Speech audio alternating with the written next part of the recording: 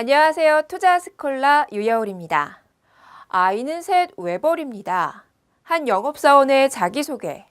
이보다도 삶에 무게감이 느껴지는 말이 있을까요? 이 소개를 들은 고객사 담당자는 그 영업사원에 대해 알게 모르게 신뢰감을 갖게 됐다는 일화를 들어본 적이 있습니다. 외벌이. 부부 중 한 사람만이 직업을 가지고 돈을 번다는 의미인데요. 맞벌이로 지내다 갑자기 외벌이로 전환한 사연자의 이야기를 듣고 오겠습니다. A씨는 결혼 3년차 부부입니다. 결혼 당시 아파트를 구매하면서 부족한 자금을 주택담보대출과 신용대출로 충당하고 차근차근 갚아가려는 계획을 세웠습니다. 하지만 계획보다 빨리 아기를 갖게 됐고 프리랜서로 맞벌이를 하다 일을 하지 못하게 되니 소득이 없어져 남편의 소득만으로 생활하고 있는데요. 한마디로 맞벌이에서 외벌이 생활이 시작된 것입니다.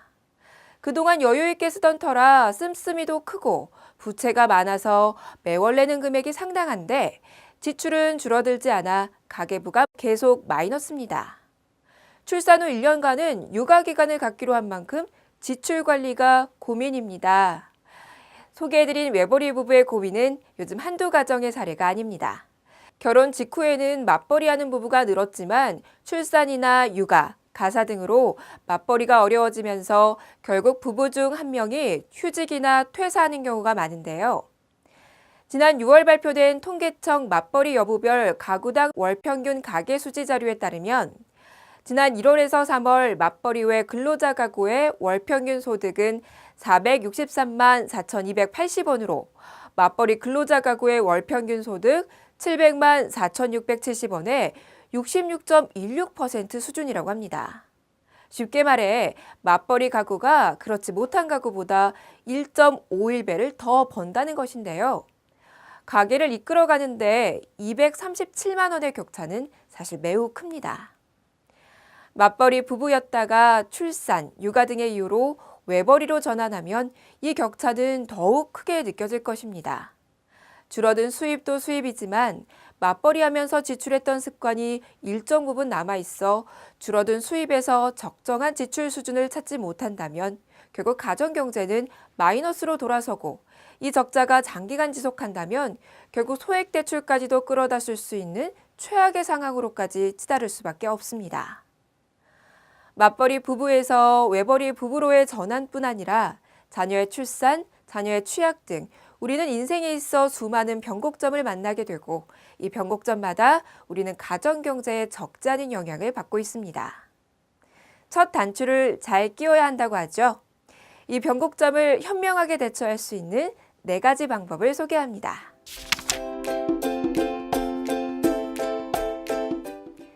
우리 가족의 월 생활비는, 관리비는, 저축은, 보험은 이 물음에 선뜻 대답할 수 없다면 첫 번째로 해야 할 일이 바로 우리 가정의 고정 지출과 변동 지출을 제대로 파악해내야 합니다. 맞벌이 부부일 때 현금 흐름을 정리하고 이를 고정 지출, 변동 지출로 나눠 눈에 확인할 수 있도록 정리합니다.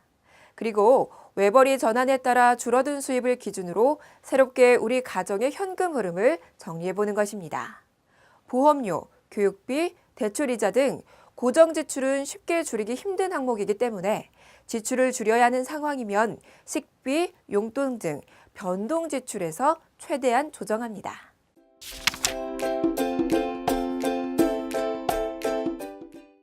보험은 우리가 가장 중요하다고 생각하는 부분 중 하나지만 아이러니하게도 가정 경제가 힘들 때 가장 먼저 줄이게 되는 것이 바로 보험입니다.